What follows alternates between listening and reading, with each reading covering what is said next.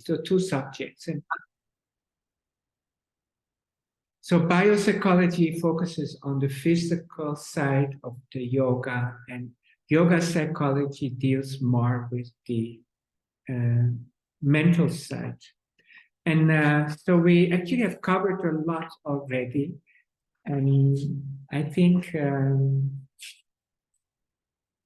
because every day or every week, actually, I have seminar or some program, and I apply this in every class. And I feel the students appreciate it very much, that they can understand yoga with modern language. And I think I encourage you to use this when you share. Like this weekend, yesterday, the day before, I had 2 days in Kaohsiung, and we did 12 hours teacher training in yoga psychology. And we used the biopsychology and yoga psychology together.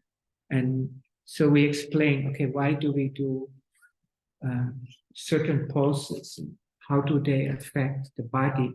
And I think for all of us, we try to learn this. My students this weekend, they were talking about, sometimes they join Ananda Marga activities and then they feel religion. And then I asked them, do you feel these 2 days is religion? He said, no, this is all very logical. So sometimes it's the language choice that can make a big difference. And I think we try to use the modern language to help our students understand the benefits of the slow asanas, the repetition of the asanas, the breathing with the asanas. And I hope you getting this understanding also.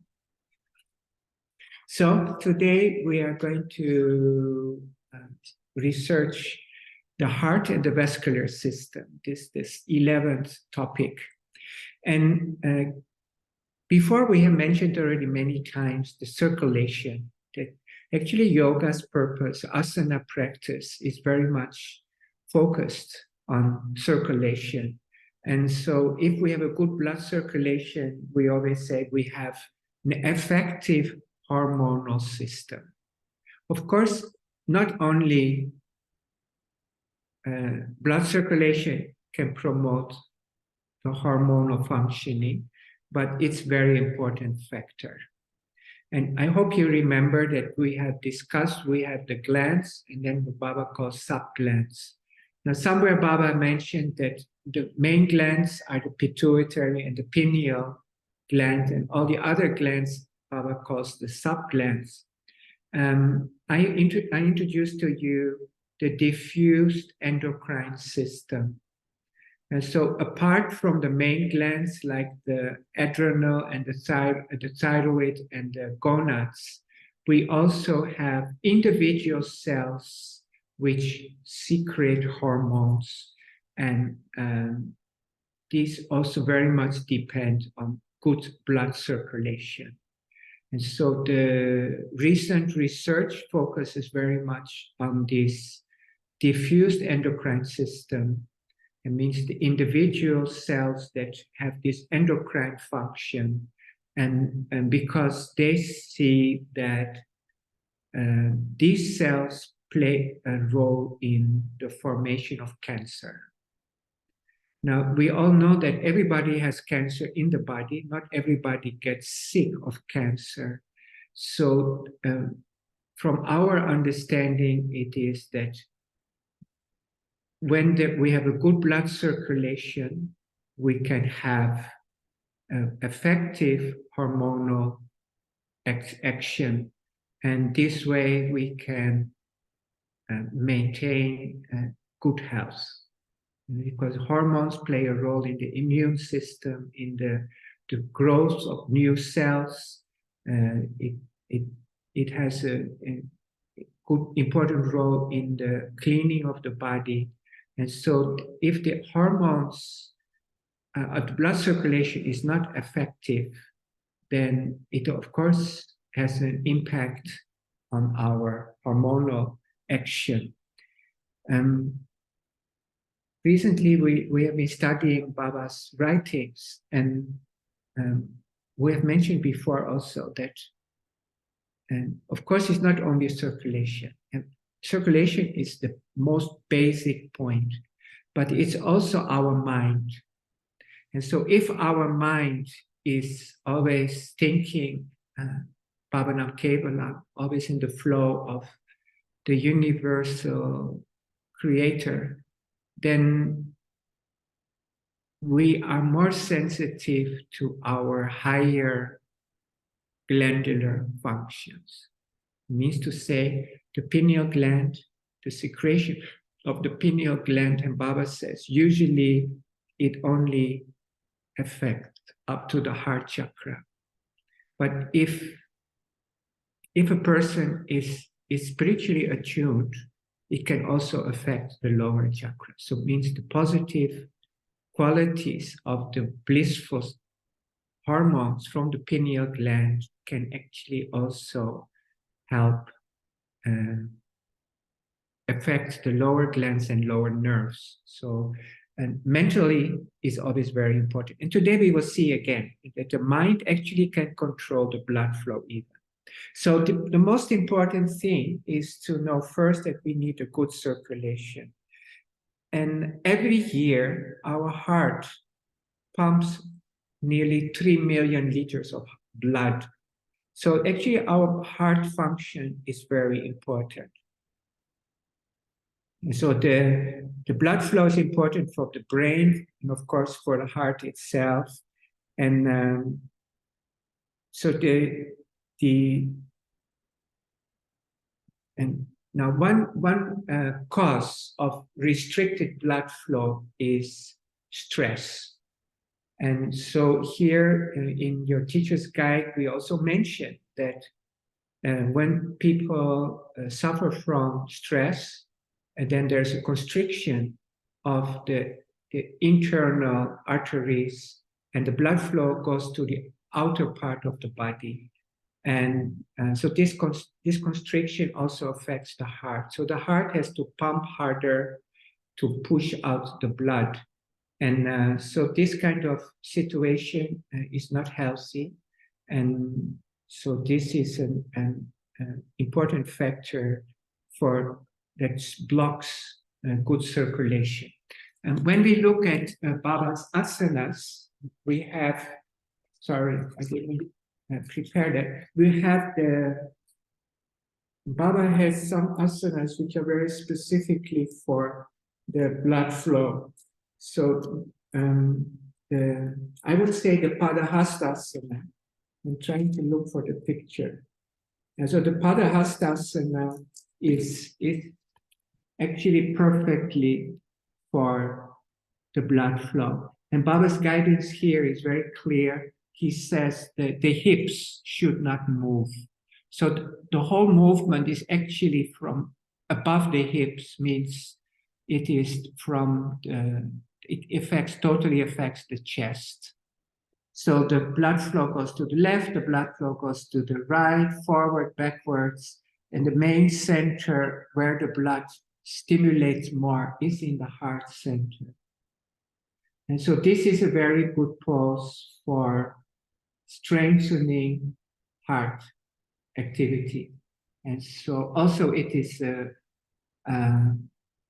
stimulates the parasympathetic system, so it is relaxing, and so it helps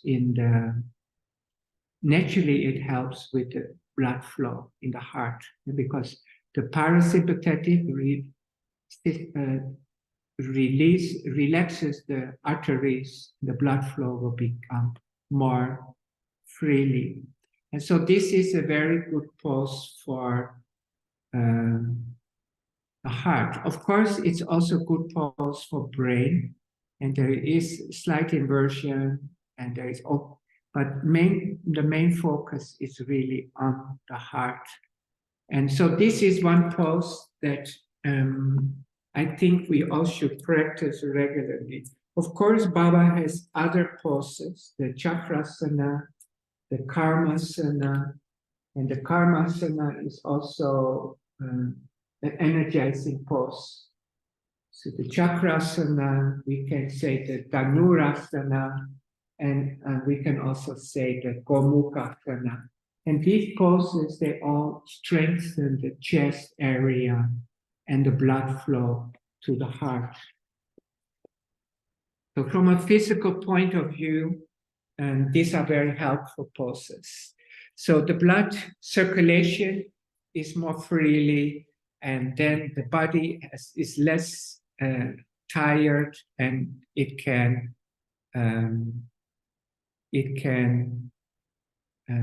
be more healthy, and this is the main point. So the heart, it moves by itself, and so let's say even if people take the heart out of the body, it will continue to pump. It's very interesting. Those people who get heart transplants, and when they get a new heart, even if it's not in the body, it's still pumping. And so it has its own nerve action. And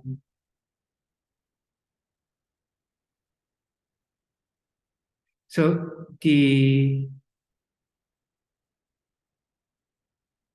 now in generally, exercise is always recommended for people who have heart problems. Most doctors will say, okay, you have to do exercise. Maybe people are a little bit overweight, or maybe people have blood pressure. And so they say you have to do exercise. Now, most exercise involves sympathetic nerve activity. And so it gives some stress to the body, you can say. There's a stress response in the body. Now, the good thing about yoga asana practice is that it is not only sympathetic, it's also parasympathetic. And so from this point of view, for people who have some heart problem, yoga is actually the best exercise. And it's interesting, I've just been showing you some poses which are good for circulation. And so the Padahastasana, low blood pressure, or any regulating pressure, this is beneficial. The Gomukhasana is chest opening. The Dhanurasana is quite taxing. So maybe it's not suitable for people with heart problems. But Karmasana is also energizing. But another asana that is very useful is if there is not a serious heart problem, okay? If people have blood pressure, little blood pressure, do the shoulder stand, or just use the wall and put the legs up the wall. But here again, and the good thing about this is the chin touches the chest. So when the chin touches the chest, there is a reflex of to slow down the heartbeat. And so people who do the Sarvanasana, the shoulder stand, their heart function, there will be less pressure on the heart. And of course, the blood flow is towards the heart, so the heart doesn't have to pump so hard as just before. So it gets the blood naturally to the heart, and it circulates, especially here, very well. And so you can consider a slight inversion. So if the case is serious, then just put legs up the wall, then you don't get this one. The chest on the heart, this reflects. But if there is a lighter, slight blood pressure problem, and the shoulder stand is also beneficial. And there is, of course, there are many other relaxing poses. And you have to consider, and let's say if you have a person who is overstressed, then maybe you wouldn't do those poses. You would do more forward bends like Yoga Mudra, Dirga Pranam, Paschimottanasana, and Shashangasana. And these are very relaxing and comfortable poses. But if a person really has some heart problem, focus on the poses I showed you in the beginning. And so keep in mind, usually the recommendation for heart patients is to do exercise. Tell your students yoga is the best exercise for heart because it stimulates the parasympathetic. It causes the body to relax. And this helps so much with the blood flow. And so,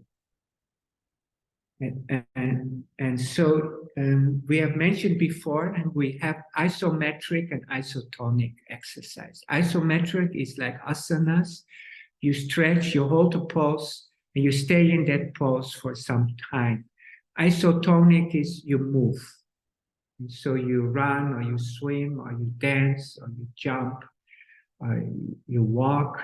And these are isotonic exercises. It's a movement. In the yoga poses, we stay still in one pose.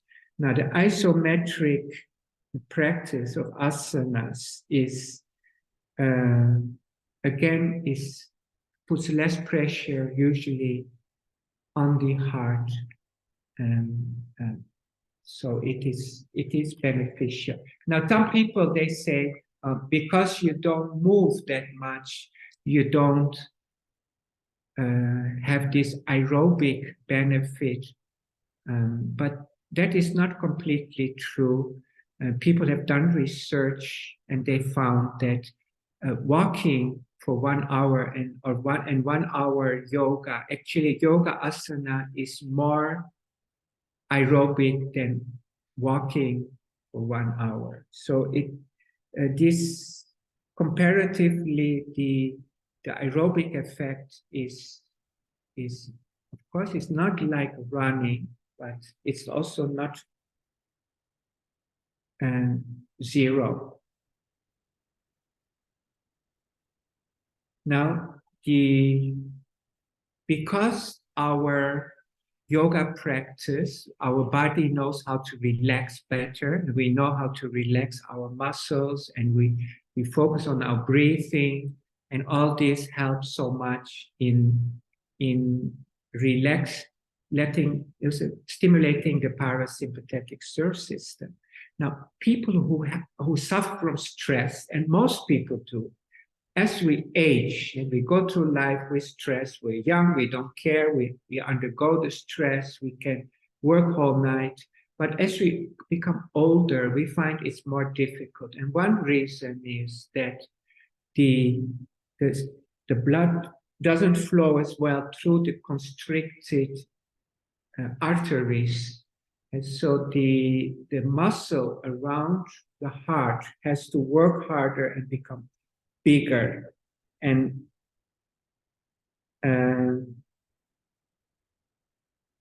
so the benefit of yoga asanas is that you don't get this situation where your heart muscles also have to increase. And so this is another benefit to the yoga practice. Now, yoga also can prevent strokes. This is very interesting.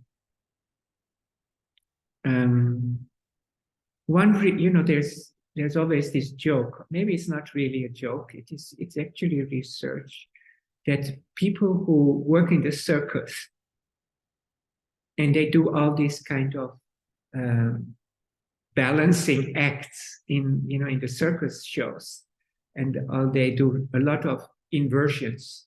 They don't suffer from strokes. And so in yoga, so the main point from this to remember is that in our yoga practice, we always have to do some inversions.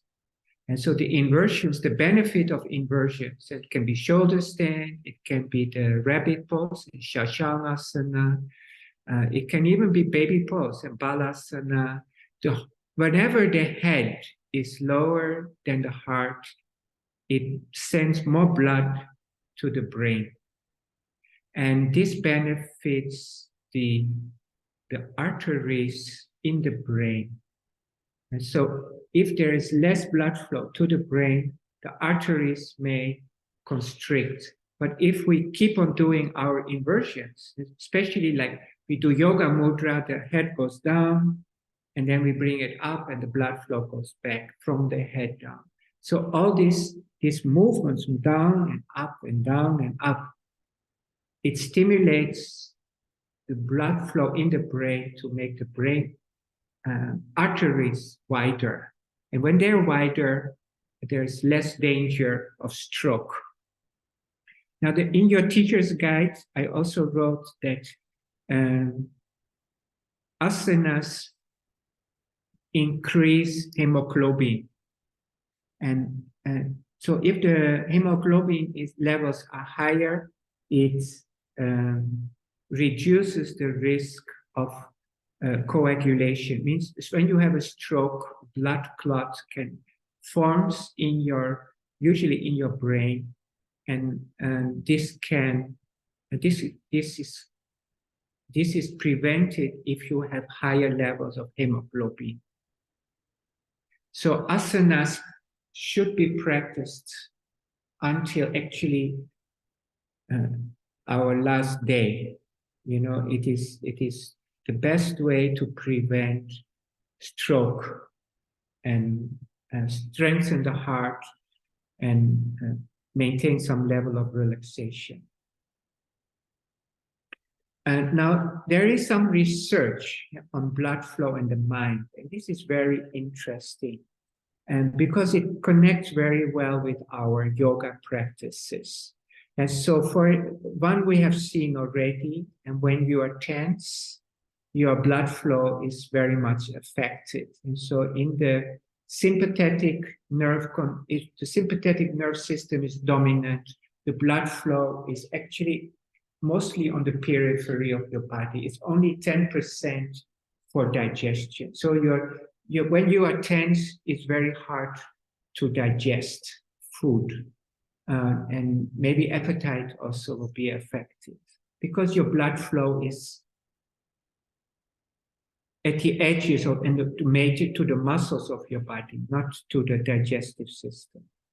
So this is one way how the mind affects the blood flow.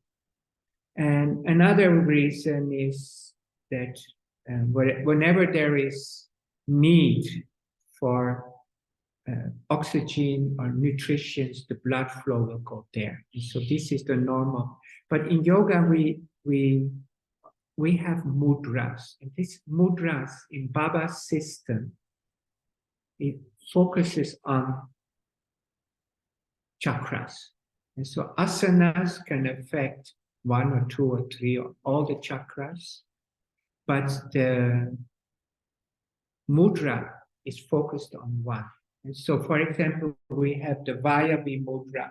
So where the thumb is under the shoulder and the middle finger is on the heart. So when we inhale and we imagine, we focus on the heart chakra and imagine that there is cosmic energy, the infinite energy in the heart.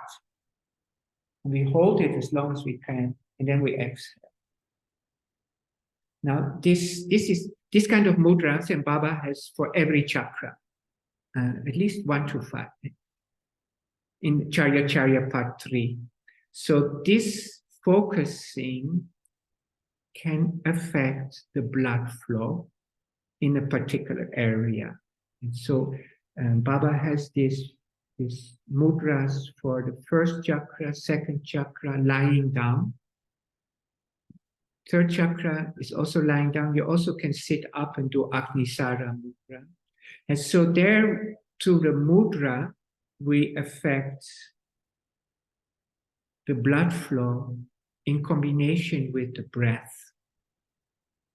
Vayavi mudra is you hold in. Other mudras Baba has you inhale 7 times through the chakra. And so when you focus, and this we have discussed before, wherever you focus, wherever the focus goes, the energy flows.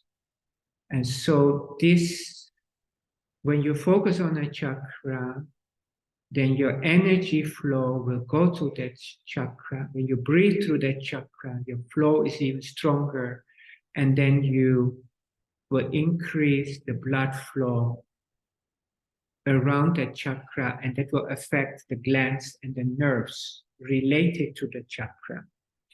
And this can help balance our propensities. So actually, Baba's system is very complete in that way. Now, the third approach, and this actually also somehow is there in Baba's Charya Part 3, but I will first focus on what the research that people have done is your mind can direct your blood flow. And this is very interesting, and they have this program where they train children to, they call self-hypnosis, we would call meditation, and because it's auto-suggestion. So you can increase oxygen flow to certain parts of your body wherever you concentrate. So this is Western research, and there is another kind of research which is similar, that people did operations had to do it surgery, and they would tell the patient to control the blood flow mentally. And so there's no medicine. They would tell the patient, okay, now your wound is coming together, and we reduce the blood flow where we have made the incisions. And so they would tell the patients, and then they would direct the patients would follow the doctor and direct their minds, and mentally they could stop the blood flow in those areas where they were operated. And there's research on this.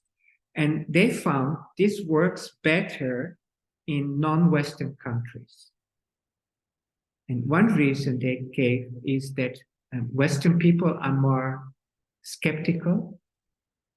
And so if the doctor said, oh, you can control your blood flow, and then they will say, oh, no, we cannot.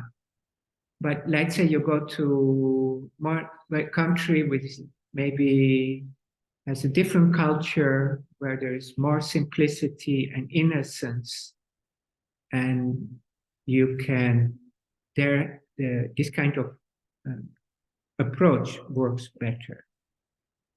And so people can actually use their mind to stop bleeding.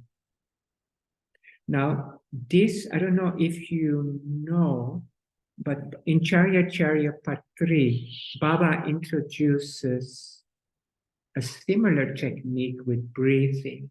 So Baba says, for example, if you have a pain in your certain part of your body, then you have to focus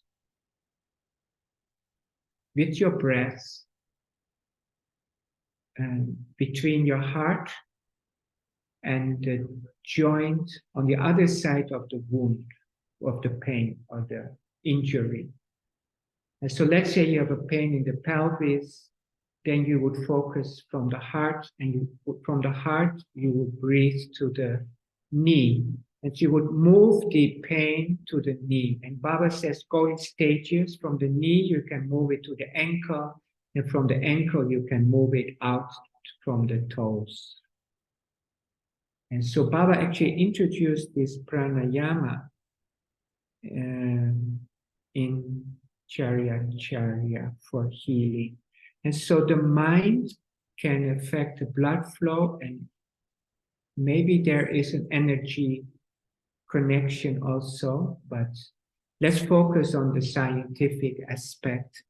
And I think this is very interesting.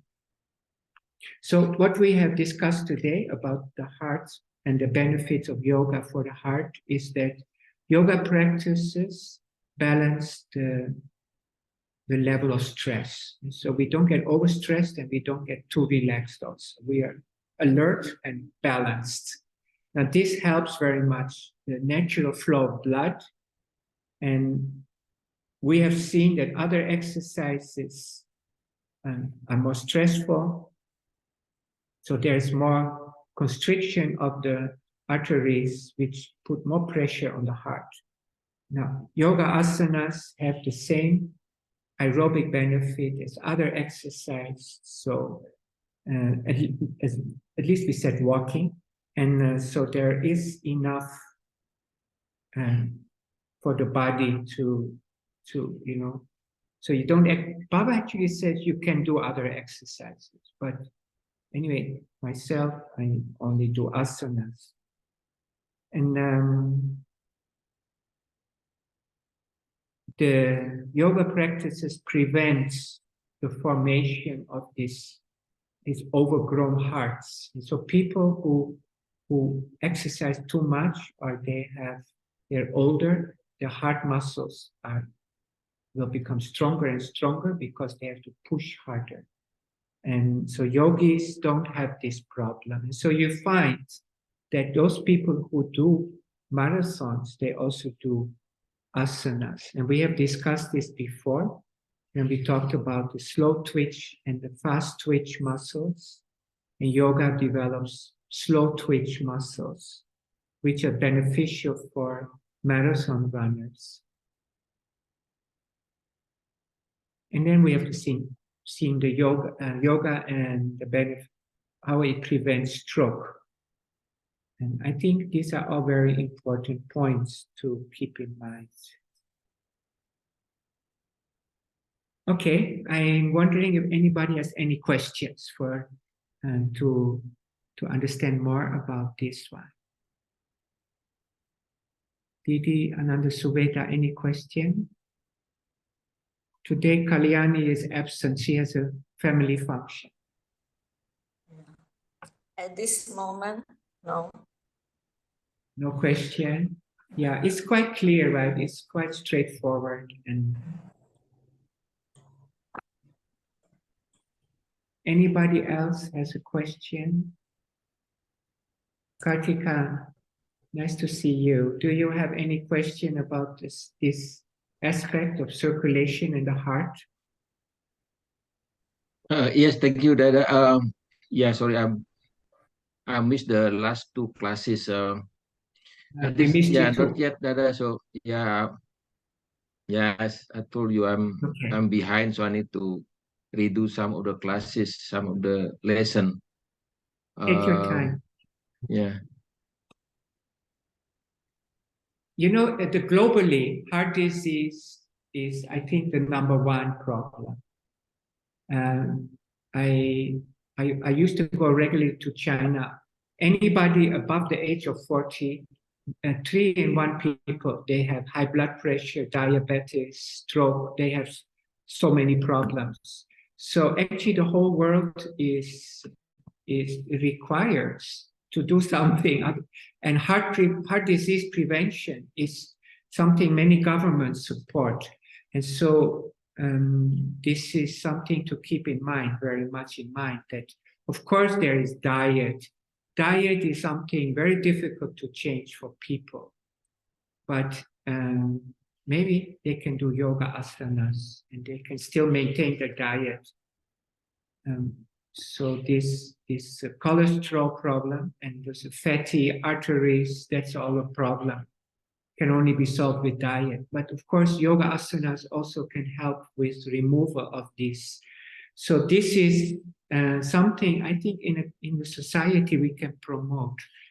And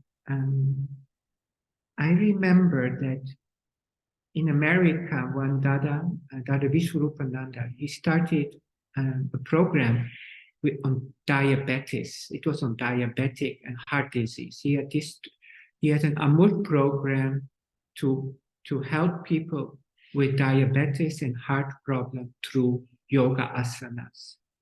And he worked especially with people in lower income. And this is one funny thing, is that poor people have more heart diet related problems than richer people. Poor people, they eat more unhealthy food. So I think this is something, yeah, we can consider. Heart disease is globally the number one problem. So yoga asanas have so many benefits for this. Okay, so we move on. Dara, can I sharing something? Sure. Feel free. So yeah. So that's this talking about diabetes. So last weekend on Saturday, so the night before, my son, my autistic son, he was eating ice cream, and he been having this diabetes, then he been taking medicine regularly, every day, and then his medicine is running out last few weeks, and then no medicine for the last few weeks. And then on Saturday, I wonder because he was eating ice cream the night before, and then I checked his blood sugar. It was 267, and then I was shocked. That in the morning, so it was few hours no eat, right? And I suspect, usually during the day the blood sugar will increase because as he getting some food. And then because of that, I brought him to the emergency. We went to hospital, to emergency, and asked the doctor. So this is not this is not our doctor that we used to come visit. So this is like different hospital just nearby our house. And then we just want the doctor to write medicine so I can come to the to buy it.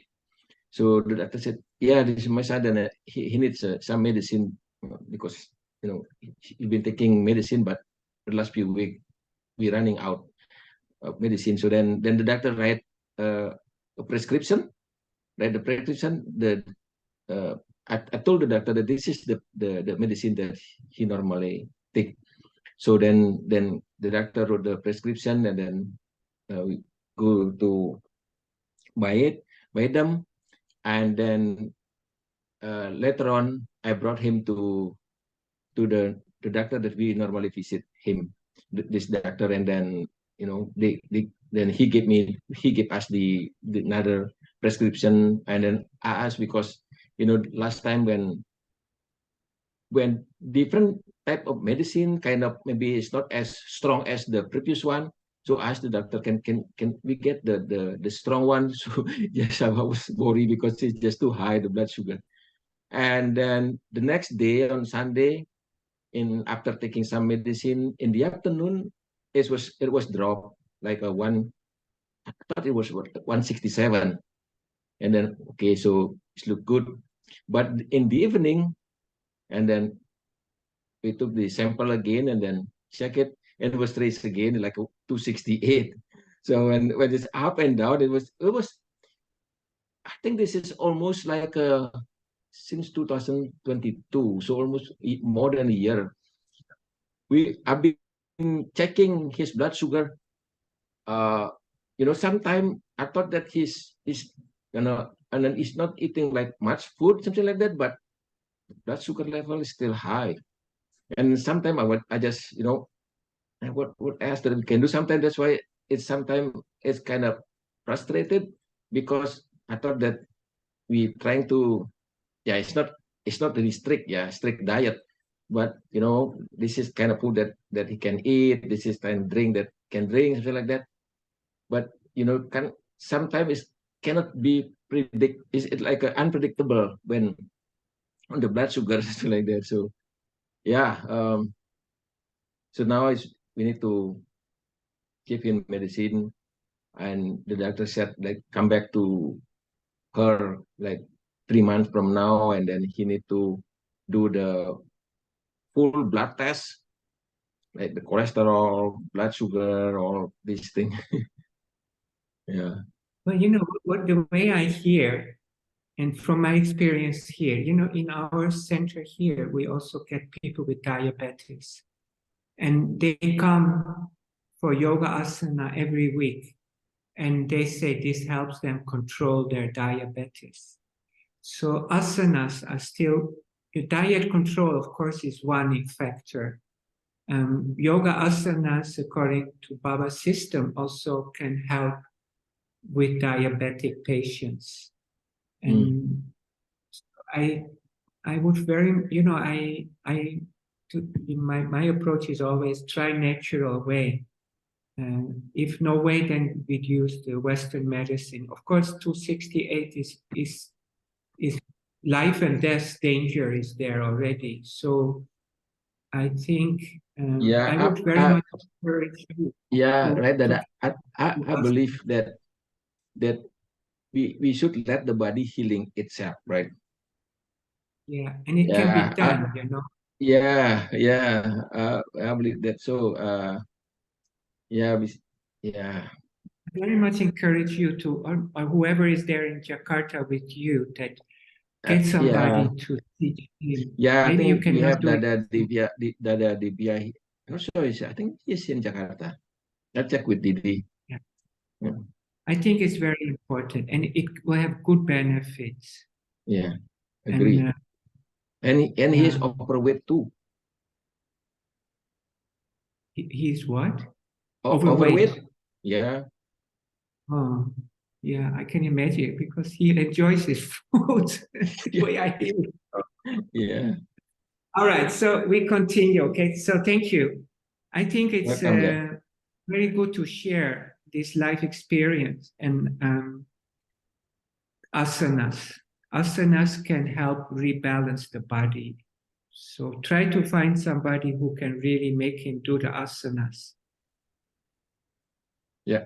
The next section is from yoga psychology. And so we are moving now to the second part of the study circle. And last week we talked about relationships, and we try to use our Vritti model to analyze our own relationships. And I think Chitra, she shared in the group nicely. And I think this is something we can all consider, because most relationships, all relationships, are somehow based on vritti interaction, and there is always some kind of vritti play going on, and so like yesterday and day before also, all those were sisters and all have families, and we discussed the tensions and how they raise their children and how we can solve this, our home family matters in a more friendly way, and how we can learn to reason from the higher self, and how meditation is important to do that. And I think the response was very nice. And I think this is something it's good to share with all the Margis. So today we want to move on, and we go to activity 20 in your teacher's guide. And here it is about vrittis and mental health. And when I started to write these teacher's guides, my mind was focused on teenagers. I was thinking that if our teenagers can learn about the vrittis and about their emotions and how we can control emotions through asanas and breathing and meditation and diet, and maybe this many of the problems that teenagers and adolescents they face, they maybe can be prevented. I live in Taiwan, and Taiwan has one of the globally one of the highest suicide rates amongst teenagers. In Asia also, it's common that study pressure or parental pressure or maybe problems with friends cause people to take desperate actions.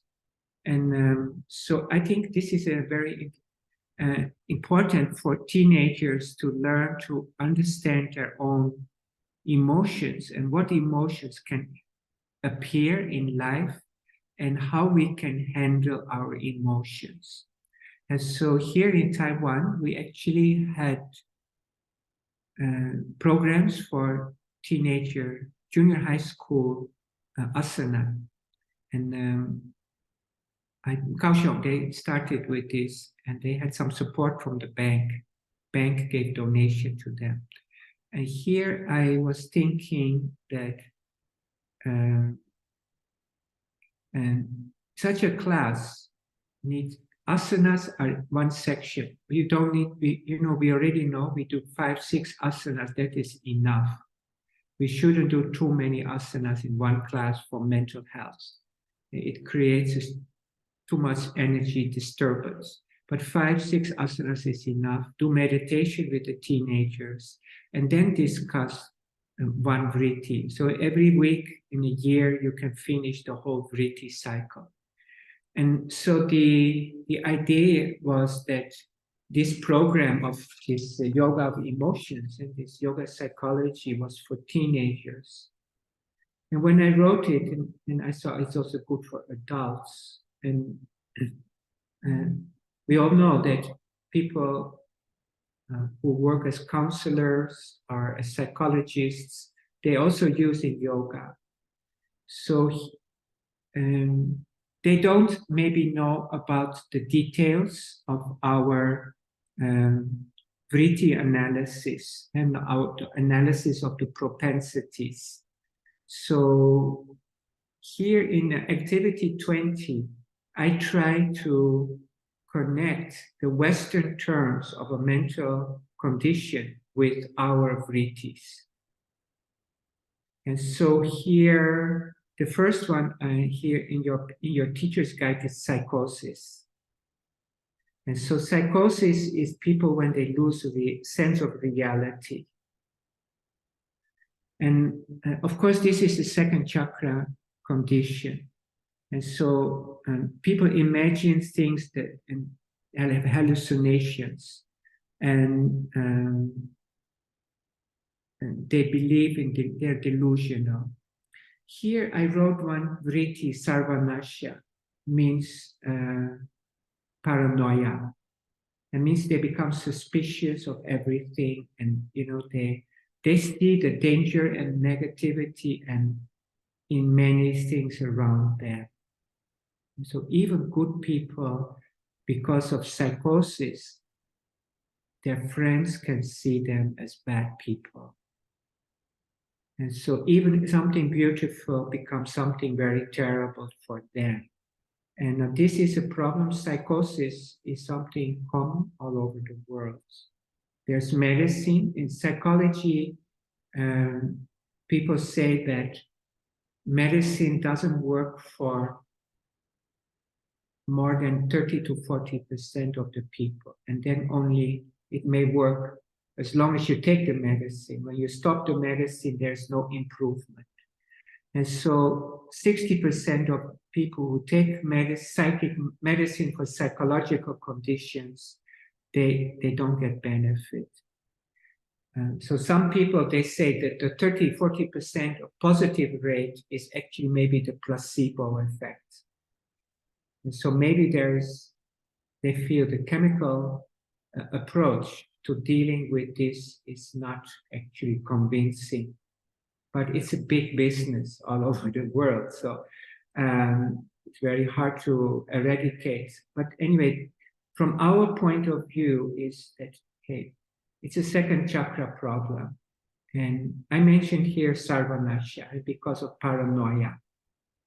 And so psychosis, they are overwhelmed by the sense of fear. And they are so absorbed in the feeling that this is the end of the world, this is terrible, and somebody is attacking me, or this is all coming up. This is psychotic thinking.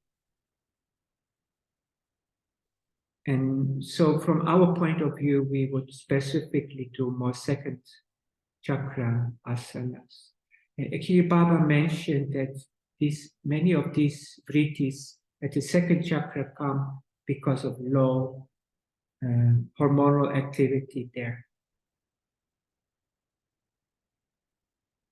So this is something I think many of us encounter in our life, maybe in our classes, or people come and we will see this kind of situation. The second I mentioned in your teacher's guide is hysteria.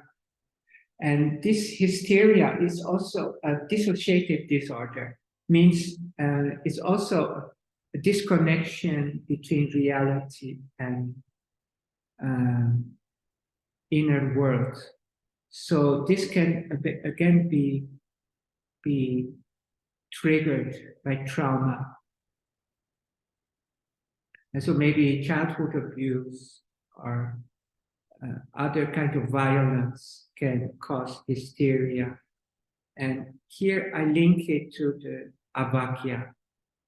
I don't know if you remember avakya. Avakya means you're disconnected and you're lost in your own trauma, and you could just go mad. These are very terrible mental situations.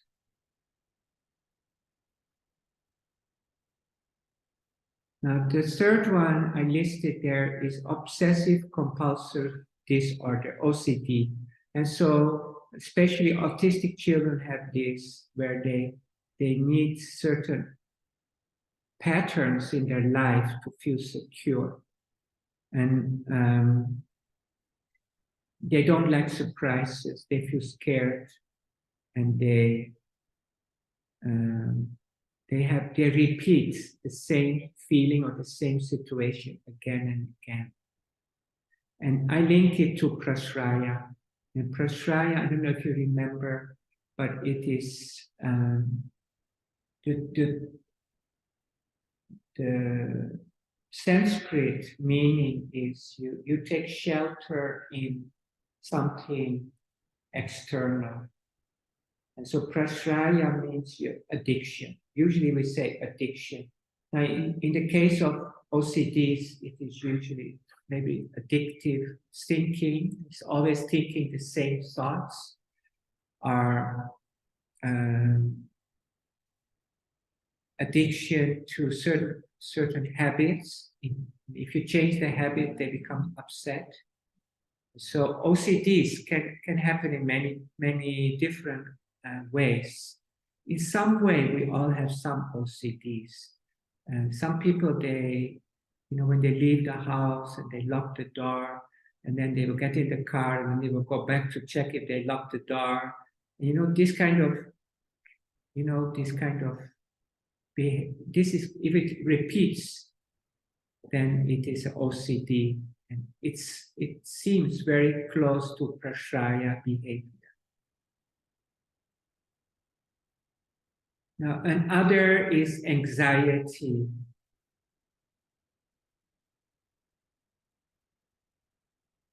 So always worrying and always feeling fearful and insecure, and mostly it's insecure. And this avishvasha. I don't know if you remember, as no, Vishva, universe. So avishvasa is you're not connected to the universe. If you're connected to Parama Purusha, you're not scared of anything. But avishvasa means you become very insecure and you worry about everything. I don't know if you know people who have these conditions. We continue, schizophrenia. And this is something we see Sometimes these terms will change, you know, in psychology they change terms, but schizophrenia is also a condition that you're dissociated from the world, you're disconnected. And so you have to remember the second chakra is your environment, how you connect to the people around you. And if there is a serious trauma or whatever heavy samskara there is, or and then maybe there is a hormonal imbalance, and then this may go crazy. And so you find, especially in females, and that because the female have the monthly cycle, the second chakra hormones already more up and down than in men. So when the cycle happens and there is maybe a drop or in the estrogen levels, then they become females easier to be more emotional. But of course, men also have the same situation, and especially if they are child abuse victims. And so I don't know if you read the news, but sometimes you see in the news that, you know, when boys were abused by their teachers or by the priests or by somebody in their family, and when they grow up, they get all kinds of mental problems. And the next one is addiction. And so addiction here, again, of course, I think it's very clear, prasraya. And so we can see that many of these Western terms can be linked to our yoga's vritti system. And the good thing about this approach is that you can be more specific about the asanas, the mudras, the meditations, the pranayama, that people who suffer from certain mental issues. So you can be more efficient in your practice teaching. Now here I only listed second chakra problems. In third chakra, and we could put post-traumatic stress disorder. And post-traumatic stress disorder is you're used to live under tremendous stress, and you're stuck in your sympathetic nerve system, and you have very difficult time to relax. And so become very tense, it's a third chakra situation where actually you're very tense. At sleep, you get negative, these dreams come back, and then you fire up, you become aggressive. Third chakra, emotions. Become violent, or you become mean to other people, or, you know, all this third chakra behavior can appear. And so there are also mental diseases on the other chakras. But most chakra problems come from the second. Most mental problems come from second chakra. Now, why I encourage people for junior high school, because this is the age they move from the second chakra to the third chakra. And so if the second chakra is broken, if there is a problem, it can easily carry on in their development. So junior high school, the body is more mature, their hormonal functioning is stronger. So actually they can do asanas more like adults. And if they can do regular asanas, I'm 100% sure we can prevent them from getting many of these mental problems. And Baba says that if during the puberty children come in touch with Paramapurusha, from then onwards, their whole development will be more smooth. So when Baba says a sentence like this, I'm very confident and that this is the right approach. Now here every Tuesday evening, like tomorrow evening, we have this children with special needs, and we have 3 teenagers, and then we have 4 or 5 very small children. So it's a little bit complicated. But I encourage them, and these parents, I encourage them for 2-3 years. Give your children this training, and then see, we can see the changes and the benefits. At some time in the past, I was in a hospital. I worked in a hospital with special needs children. They were younger, mostly younger, and we did the program for 3 years, volunteering, and our children most of them were autistic and hyperactive.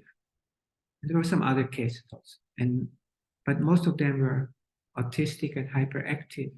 And through the yoga practice, these children became balanced. And the parents, they would come every week with them. And so it was parents and kids together. I never teach special needs without parents. And the doctors there, they supported our program so much. So I think this is the future direction of yoga and mental health. And I encourage you very much that if you have the chance to do something in your area, you don't need to open like Didi in Medan. She has a center for autistic children. You go to these institutes or these associations where they care for special needs children. And so there are people who already have centers where they care for these children, and you work with these centers and you give them maybe twice a week a class, and then maybe you do it as a service, maybe you do it as maybe they can give you some income. And I think you yourself will learn so much from these special needs children. At the same time, these children will learn so much from yoga. And I always feel very blessed to do this with the small children or the bigger children. I also did 2-3 years in other school, a senior high school, but their IQ was like 6-7 year olds. So we also did yoga asanas weekly basis. We had Down syndrome, we had hyperactive autism, epilepsy, many problems were there. And the teachers, they support us so much. So I encourage you very much to consider this. The course we have now that's the basic course. So the second level is how to teach junior high school students. And the third level is professional counseling. And so this is the direction I hope very much you can take yoga psychology. Anybody, any questions about this? Yes, namaskar. Namaskar. Yeah, I think it's very encouraging, no, to can help the needy people. But for my own thinking is that we need to have a proper training that we can only go and help them, or just we learn something, then we go ahead and invent it or create something ourselves. Well, I personally, Baba's approach.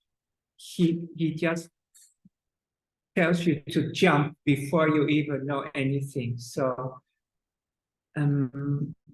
I think we are now second generation situation that we already, the first generation has developed experience and skills. And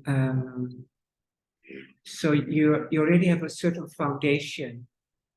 But you know, the real learning is really when you're in the classroom with the kids.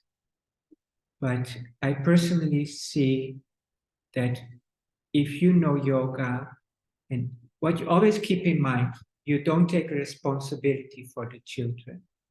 You always want the teacher or the parent to be there with the children. And so that they know how to manage their, you know, because sometimes extreme things can happen. You see like Kartikeya's son, suddenly there's diabetes situation. He has to go to emergency unit, intensive care maybe. And so here we have one boy, he has Prader-Willi syndrome. His blood sugar went over 300, also diabetes. So he was in hospital to bring it down. So these are extreme situations, and these children who have special needs usually have very unstable health. And because their glands, their nerves, their maybe digestive system is not balanced at all. So these children, they have many unexpected problems. So always, like what I did, work with a school or work with a hospital or work with an association. But always, if the association, they usually ask the parents to be there.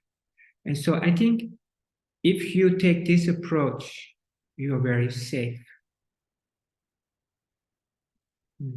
And maybe you can work with a psychologist and work one-on-one basis with, you know, that are you trained the nurses or what, you know, that I think one way is, of course, we develop our own experience, and the other is we train others. And you know what I show you here, this study circle is 20 years ago, it could not have been done because the research was not there. So things have changed and are changing, continuously changing. And I think, you know, because Paramapurusha, this Taraka Brahma's power, that this movement towards, you know, more subtle understanding of the subtle sciences, body-mind connection, this will continue. And so I think other people already have programs for mental health, and they have 500 hours teachers training. 500 hours is a lot. You know, we do 15 classes. We have how many hours? 20, no, not even 25 hours. They do 500 hours. And it's a lot of money. In the UK, I think it's like 2-3 years. But they are academic people, and we are more practical, and you know, I don't think we are less than them, practically speaking. Maybe academic language we can improve. Maybe you have somebody there who has this skill. But you know, I think concept is very important. And one time, one Margi, he's an American Margi, and he was this psychoanalyst or something. He was a psychiatrist. He retired now. So he was in the class, and I knew his name. And then I was very happy, and I asked him to speak. And then I told him that, you know, I explain things in very simple language. And he said, you know, the concept sometimes is more important than this academic restrictive approach. And so I think we are very practical and we are careful. Then I think there is no problem to approach. Yes, Didi. Yeah, thank you.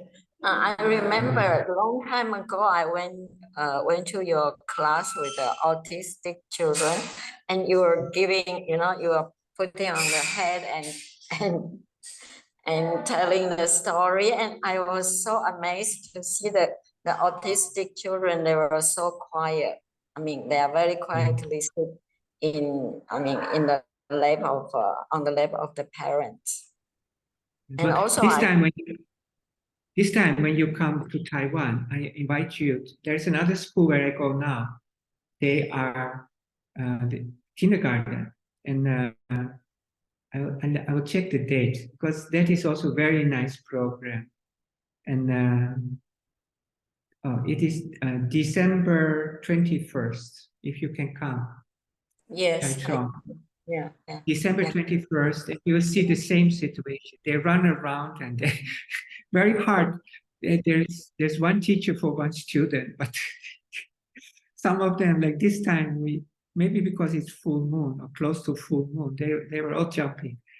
And but once they start telling stories, everybody is focused. So storytelling is very important. And also in story time, those children who usually don't speak, they can speak.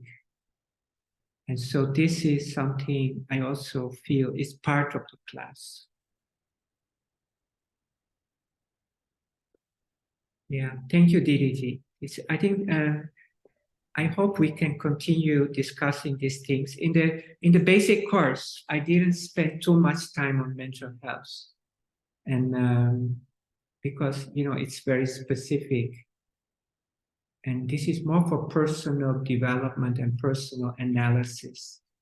But in the second and third level, there is more about professional training. The second level is not too difficult, but the third one is tough. I analyzed a lot of different resources I put together, and that's a difficult. In Taiwan, we are going to give this course, 3 courses together next year, like 8 days. I look very much forward to it. Okay, anybody, any question? Then, and this time, I don't have any specific homework in your teacher's guide.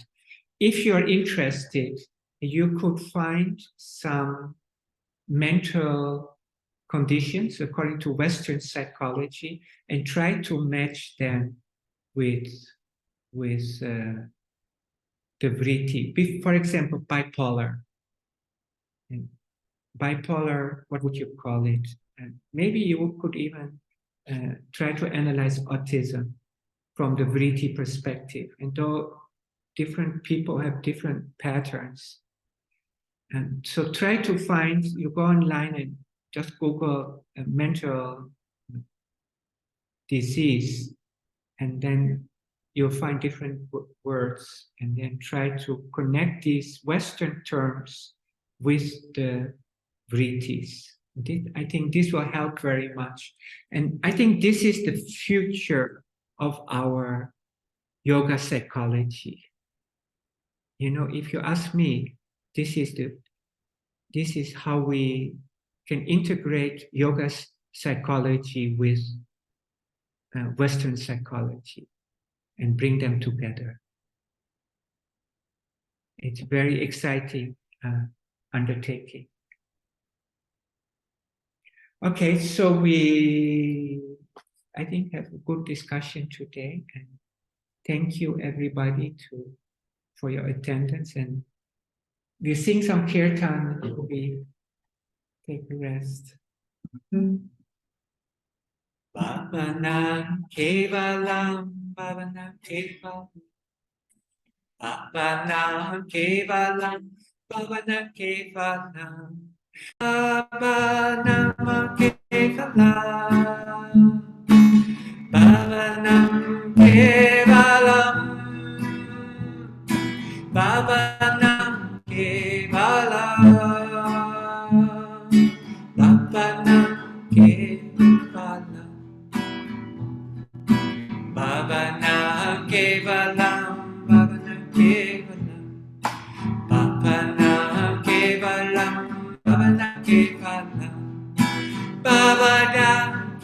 Kevala. Bhavanam Kevala. Bhavanam Kevala. Bhavanam Kevala.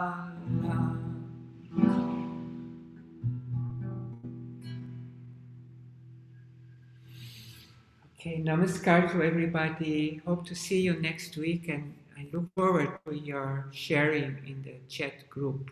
It is always inspiring to see some news. Thank you to everybody. Namaskar. Namaskar. Thank you, Gada. Thank you, everyone. See you next week.